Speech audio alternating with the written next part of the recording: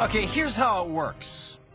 Okay, I laid out the epidemiology on this and how these scientists have discovered this. Here's how it appears to work. These parasites attach themselves to the inside of the gut, to the lining of the small or large intestine, depending on which kind of worm it is. And by the way, there are some that are real pathogens. There are some that are really bad for you, like, for example, trichinosis, a parasite that gets into your muscles that you get from eating uncooked pork and from some kinds of shellfish. There are a variety of ones that are nasty ones that you don't want. And, I'm not recommending here in any way that people go out and start eating dirt or get worms. I'm just relating the science to you, but I want to put this in a larger picture. But anyhow, here's how it works. When the worms attach themselves to the gut, they secrete into our bloodstreams. If those people who have worms, they secrete into their host's bloodstream proteins that downregulate the immune system, that say to the immune system, just calm down a little bit, don't be so hyperactive. Now, why would they do that? Because they don't want the immune system to attack them and reject them. This is like the pilot fish. You ever seen pilot fish? They're the fish that attach themselves to the outside of sharks and things, and they clean their skin, or on the outside of whales. It's a symbiotic relationship. Both win. Everybody wins.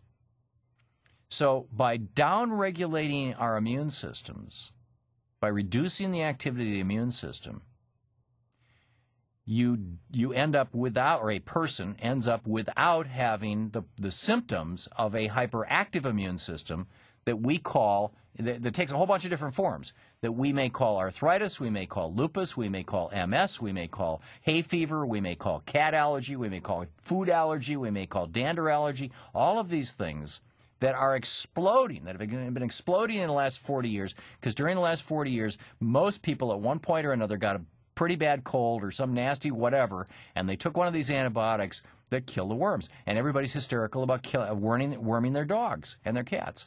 And the worms are just not endemic in our environment like they were 40 and 50 years ago and for the last 165,000 years of human history.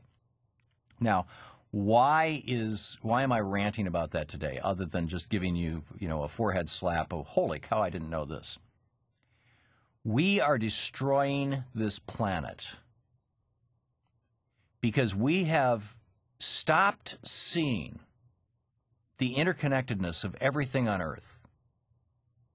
The fact that we are part of nature and nature is part of us. We have stopped seeing that nature is sacred, that everything that is sacred. Instead, we put God in a box and we go worship Him every week, once for a couple of hours. We have lost the mystery as a culture. We have lost the great mystery of all the life around us. Wakantanka is no longer known, the great spirit that permeates everything. It is, instead we're, as I said, we put God in a box. And we've decided that we are so unique from all other life forms that we need to sterilize ourselves, get rid of all of them. And now you've got, Dannon now has this product, Activia, where I don't know how they came up with this bacteria, whether,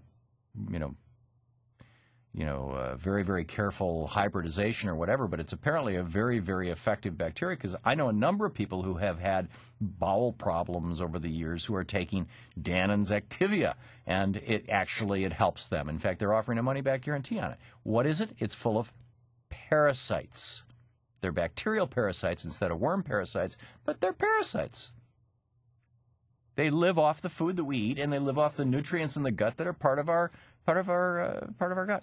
So the point is, we are part of nature, and until we wake up to that, we're going to continue to destroy this planet. And, oh, by the way, as a side effect, we're killing ourselves. I mean, in the small way, with things like, Crohn's disease and arthritis and allergies and asthma. But in the big way, we're killing the planet because we don't get it. As a culture, we've gone nuts. We don't get it that we are part of everything that is alive, and everything that is alive is part of us. We have lost the lesson that humans who lived compatibly with their environment for 160,000 years, that ancient cultures got, they learned it by trial and error in many cases, but they knew it.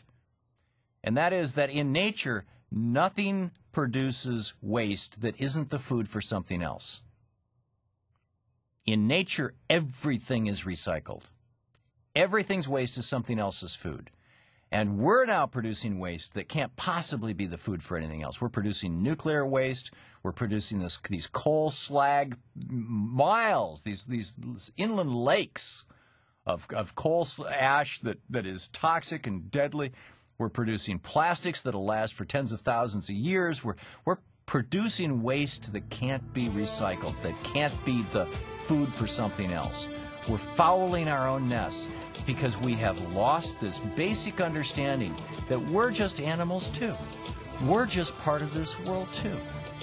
And this world is part of us. That we are interpenetrated by nature. That it's all alive. It's all sacred. It's all wonderful. It's all extraordinary. It all deserves our respect. And if we don't, it'll kill us.